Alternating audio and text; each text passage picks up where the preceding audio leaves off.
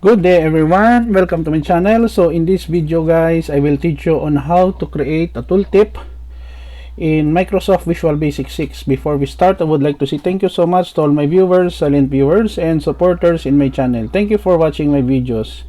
If you are new with my channel and then you like this video, please hit the like button. Don't forget to share and please support my channel guys by clicking the subscribe button. So let's begin.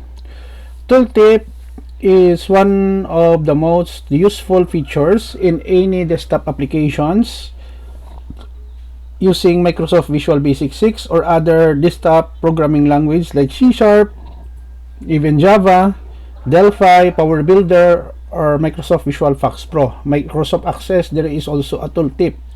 Now, in this example, I will show you how to create a tooltip using a button in Microsoft Visual Basic 6. In General Toolbox, we will select the button here. And then Command 1, let's say we have here About. Okay. In the Properties window of the Command 1 About, we go to the Properties window and then we select Tooltip Text. We will click here to display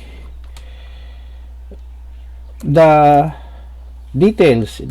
Okay, period. Now that's it. When we run our form and then we move the mouse over on the button About, it will display this message. Click here to display the details. When I click, there's no action undertaken. Again, button, go to proper button of Command 1, go to tooltip text, and then you type the text here. That's simple to create a tooltip using a button in Microsoft Visual Basic 6.